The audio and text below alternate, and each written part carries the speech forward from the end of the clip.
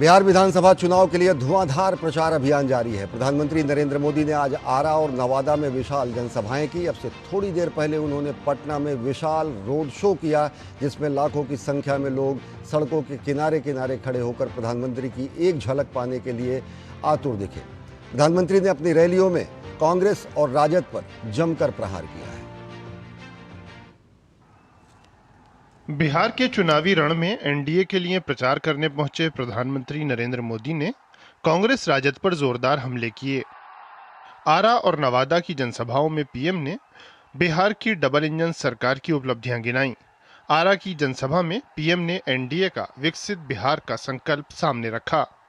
हमारा संकल्प है बिहार का युवा बिहार में ही काम करेगा, बिहार का नाम करेगा।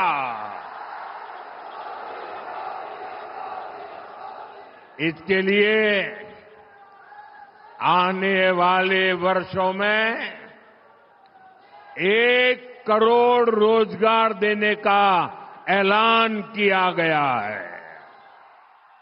पीएम ने कहा कि कांग्रेस राजद घुसपैठियों को बचाने के लिए तन मन से जुटे हैं।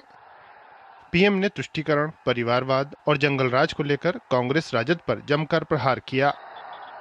धमाके पाकिस्तान में हो रहे थे और नींद कांग्रेस के शाही परिवार की उड़ी हुई थी।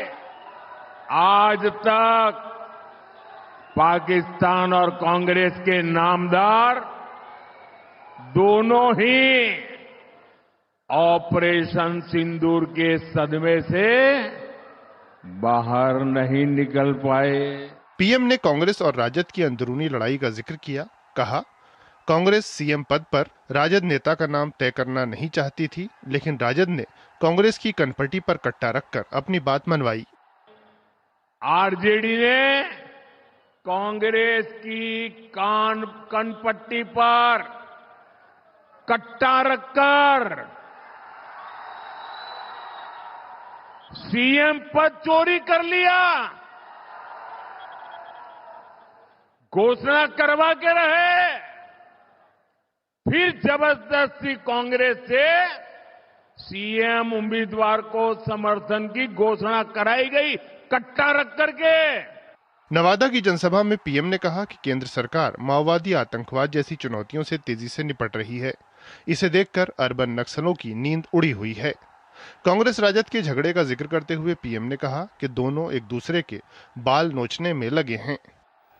और तो खबर ये है कि हर बूथ पर कांग्रेस के लोगों ने आरजेडी को हराने की ठान ली है।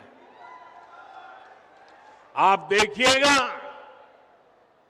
11 तारीख को दूसरे चरण का मतदान खत्म होते ही कांग्रेस आरजेडी एक दूसरे का क्या हाल करते हैं, माथे फोड़ना शुरू कर देंगे।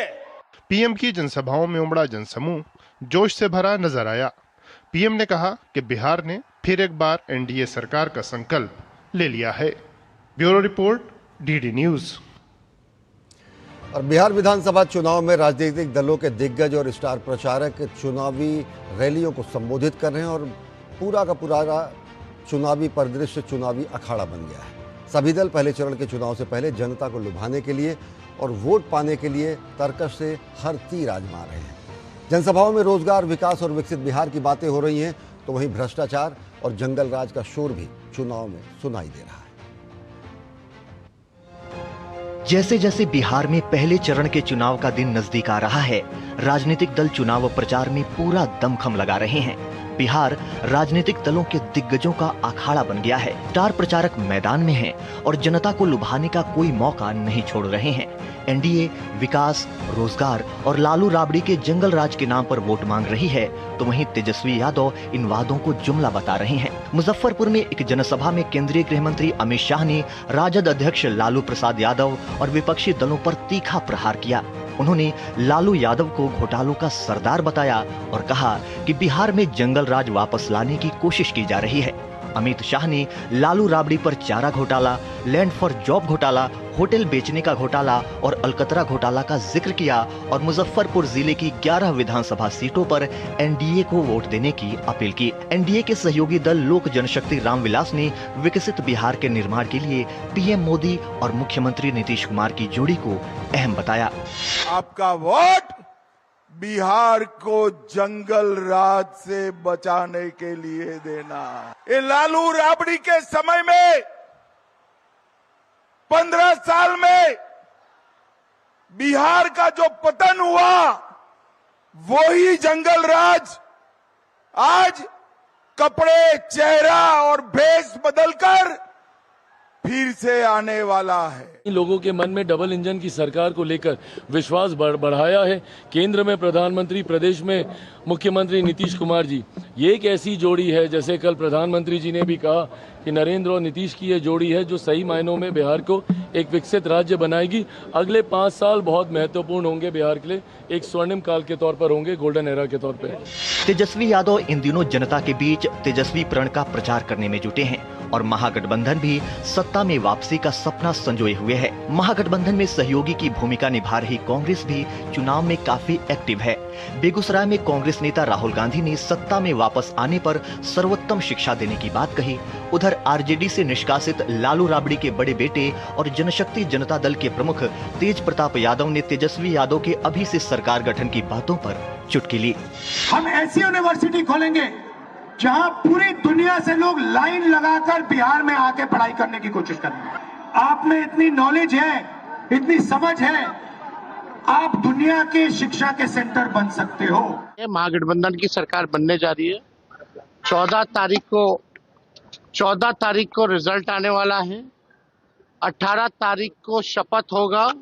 अच्छा, तो अभी सरकार अभी बना नहीं ना है, तो कहने के लिए लोग कुछ भी कर सकता है। बिहार विधानसभा के पहले चरण में 121 सीटों पर 6 नवंबर को मतदान होगा। पहले चरण में 1314 उम्मीदवार अपनी किस्मत आजमा रहे हैं। जनता का आशीर्वाद किसे मिलेगा और कौन सा राजनीतिक दल पहले चरण में जनता का भरोसा जीत पाएगा, ये तो चुनाव नतीजों के बाद ही पता चल पाएगा। जनादेश डेस्क, डीडी न्यूज। और बेगूसराय जिले की तेगड़ा विधानसभा सीट पर इस बार मुकाबला दिलचस्प है। वैसे तो इस क्षेत्र को कम्युनिस्ट का गढ़ माना जाता रहा है, लेकिन 2010 में तेगड़ा विधानसभा बनने के बाद किसी दल को जनता ने स्थापित होने का मौका नहीं दिया है। 2010 में बीजेपी, 2015 में आरजेडी और 2020 में सीपीआई उम्मीदवार यहां से जीते हैं। इस बार भी यहां भाजपा और सीपीआई के बीच कांटे का मुकाबला देखने को मिल रहा है।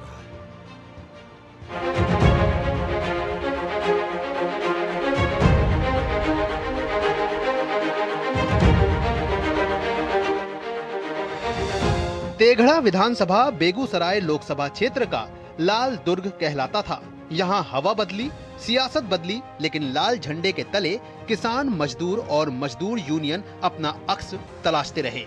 वर्ष 2008 के परिसीमन के बाद क्षेत्र बदला तो यहाँ की फिजाएं भी बदली। कम्युनिस्ट में नई फौज की भर्ती नहीं हो पाई। पुराने कॉमरेड के दम पर ही पार्टी आगे बढ़ती रही। वर्ष 2020 के चुनाव में सीपीआई ने राम रतन सिंह पर भरोसा जताया और उन्होंने जेडीयू के वीरेंद्र कुमार को पराजित कर पार्टी के भरोसे को कायम भी रखा। अब 2025 के विधानसभा चुनाव में एक बार फिर लाल झंडे को बुलंद करने के लिए मैदान में हैं। एक बार गलती से ये दुर्घटना हो गई कि यहाँ भगवा झंडा फहर गया। इस बार मैं पूरे विश्वास के साथ पहले भी कह चुका हूँ, अभी भी कह रहा हूँ कि भगवा झंडा यहाँ फहरने वाला नहीं। महागठबंधन के नेतृत्व में बिहार में तेजस्वी के नेतृत्व में सरकार बना। बदलते सालों और परिसीमन के प्रभाव से भी यहाँ सीपीआई की पकड़ ढीली पड़ती दिख रही है। वर्ष 2025 में भाजपा ने यहां से 2 बार के एमएलसी रहे युवा नेता रजनीश कुमार को मैदान में उतारा है। रजनीश कुमार ने गंगा के तट पर पल रही जनता को भगवा झंडे में रंगने में बड़ी भूमिका निभाई। एक तरफ गंगा तट पर सिमरिया में कुंभ का आयोजन, गंगा तट पर माता जानकी की प्रतिमा स्थापित कर सांस्कृतिक जड़ों से जोड़ने की उनकी कवायद, और दूसरी तरफ यहाँ की औद्योगिक इकाइयों में स्थानीय युवाओं की भागीदारी जैसे मुद्दों के साथ वो मैदान में डटे हैं। अब नाम लेवा सीपीआई का इक्का दुक्का लोग रह गए हैं। अब लोगों को पता है, और तेघड़ा को जो मिनी मास्को कहा जाता था, बीहट को मिनी मास्को कहा जाता था। जाके बीहट में देखिए आप, बीहट में लाल झंडा और कम्युनिस्ट का सीपीआई का वजूद समाप्त हो रहा है और इस बार जड़ से उखड़ रहा है सीपीआई और राष्ट्रवाद की धरती होगी तेघड़ा।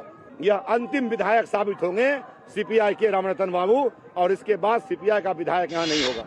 2020 के चुनाव में सीपीआई के रामरतन सिंह को तकरीबन 48,000 वोटों के बड़े अंतर से जीत मिली थी, तो उसके पीछे जेडीयू के कमजोर उम्मीदवार और बीजेपी के बागी ललन कुंवर लोजपा के टिकट पर खड़े होकर लगभग 30,000 वोट काट लेना प्रमुख कारण रहे। लेकिन इस बार जेडीयू की जगह भाजपा है, जो अपने बागियों को मनाने में सफल रही है, इसलिए मुकाबला जोरदार है। दोनों पक्ष अपने अपने दावे के साथ मैदान में हैं।